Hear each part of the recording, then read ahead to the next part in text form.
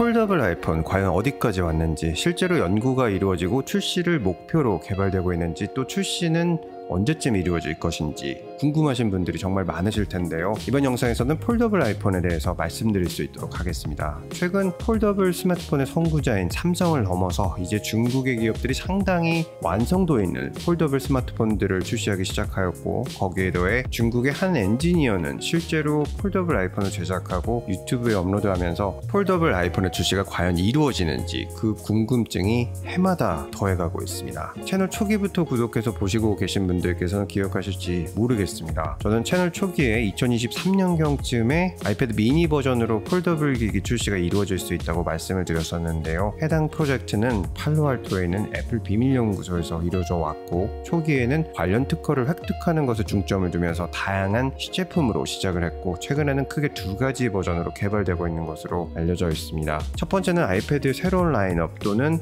아이패드 미니의 프로 버전으로 출시를 해서 폴더블 아이폰 출시 전 시장의 충격을 완화하는 완충 역할을 하게 만들고, 또 시장 반응을 살펴보는 베타의 개념을 가지고 있습니다. 이후 플립 형태의 아이폰이 출시가 될 것으로 예상됩니다. 자, 그러면 굳이 애플이 플렉서블 올레드 디스플레이에 관심을 갖는 이유는 무엇일까요? 그 첫 번째 이유는 기술적 한계에 대한 우회 전략입니다. 올해 출시를 앞두고 있는 아이폰 15 시리즈에서 이제 처음으로 칩셋 급나누기가 이루어집니다. 아이폰 15과 플러스는 A16 칩셋이 들어갈 예정이고, 아이폰 15 프로와 프로 맥스에는 A17 칩셋이 들어갈 예정인데, 이렇게 급나누기 하는 이유에는 단가를 넘어서 3나노 공정 이후에는 미세 공정의 한계로 인해서 매년 써왔던 성능 향상이라는 단어를 쓰기 어려워지기 때문입니다. 두 번째 이유는 이미 많은 유저들이 상당한 피로도를 느끼고 있다는 것을 애플도 잘 알고 있기 때문입니다. 작년 스티브 잡스의 막내딸이 아이폰 14으로 업그레이드를 하고 똑같은 모양의 셔츠를 선물받고 좋아하는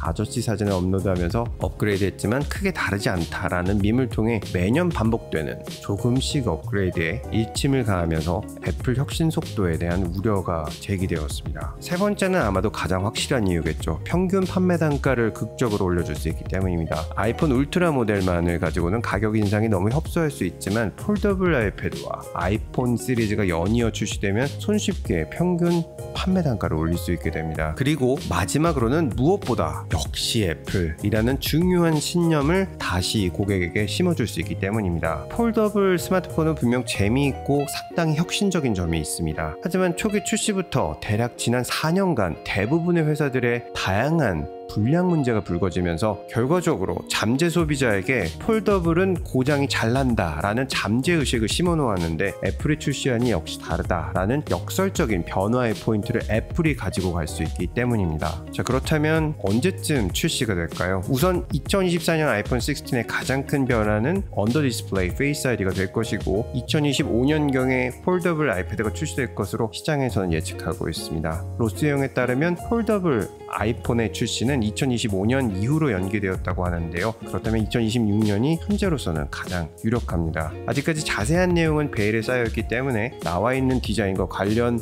렌더링은 향후 변경될 가능성이 매우 높습니다. 폴더블 아이폰 어떻게 출시되면 구매하실 의향이 있으신지 댓글로 남겨주시면 감사하겠습니다. 감사합니다. 보스턴에서 루트나인이었습니다.